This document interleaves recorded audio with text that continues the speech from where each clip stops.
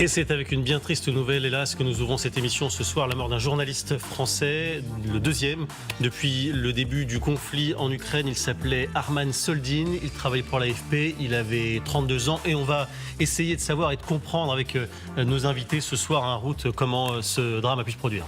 Oui, Général Olivier Kempf, merci d'être notre invité. Vous êtes chercheur associé à la Fondation pour la recherche stratégique, directeur du cabinet stratégique La Vigie, ancien général de l'armée de terre française. Et vous connaissez particulièrement bien cette région. Vous en parlez sur les réseaux sociaux. Vous racontez un peu la situation, souvent point par point. Arman Soldin, donc, qui a 32 ans, qui était avec 4 collègues de l'AFP, était donc à Tchaziviar. Et c'est tout près de Bakhmout.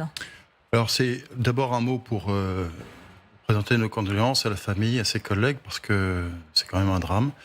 Et puis pointons aussi le rôle des journalistes, si vous voulez. On parle beaucoup de renseignements en source ouverte, on parle beaucoup de réseaux sociaux, etc. Mais heureusement qu'il y a des journalistes qui vont sur le terrain. Et la preuve, c'est ce qui vient de se passer. C'est quelqu'un qui visiblement allait régulièrement sur le terrain, au plus près des combats.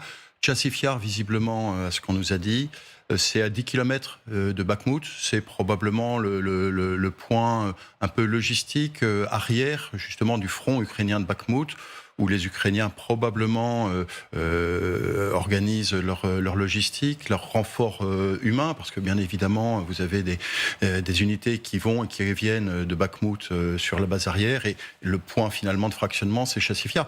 Donc probablement qu'il était en reportage là-bas. Je ne pense pas qu'il était basé là-bas. Ouais. Je pense qu'il était en reportage. Il devait y aller assez souvent. Ouais. Et puis une roquette d'artillerie à 10 km. Enfin, oui, parce que c'est une zone qui est pilonnée par l'artillerie russe. Ah, mais c'est ça qu'il faut comprendre, si vous voulez. C'est que vous avez une ligne de front, mais finalement, la ligne de front, c'est juste la ligne de contact d'infanterie. Mais derrière, vous avez des frappes d'artillerie, des Ukrainiens sur les arrières russes, et bien évidemment des Russes sur les arrières ukrainiens, à proximité du front, 10 km. C'est de la portée normale de l'artillerie. Les journalistes travaillent dans des conditions évidemment très très difficiles. Ils sont encadrés au maximum par les forces armées. On a des équipes, nous, qui sont également sur place, qui le vivent, qui nous l'ont évidemment raconté, mais le risque reste très important malgré toutes les précautions prises. On est en zone de guerre. Et la guerre, c'est dangereux. C'est une banalité de le dire. Et les journalistes, les reporters de guerre font un métier dangereux. C'est la preuve. Voilà, donc selon l'AFP, bien sûr, qui exprime toute son émotion, comme toute la rédaction d'LCI ce soir, il était très habitué au terrain de guerre. Mais ça ne veut rien dire, parce que vous vous retrouvez, y compris lorsque la sécurité, les consignes de sécurité sont appliquées, parce qu'elles sont fortes, elles sont données aussi par l'armée ukrainienne, vous pouvez vous trouver sous ce tir-là. Alors d'abord, vous avez l'aléatoire, vous avez la chance. Souvenez-vous de Napoléon qui, pour sélectionner ses généraux, disait: est-ce qu'il a de la chance ? Il faut aussi de la chance à la guerre pour s'en sortir, pour être courageux, voilà, je veux dire, le courage, le talent ne fait pas tout. Il faut aussi de la chance. Malheureusement, votre confrère n'en a pas eu.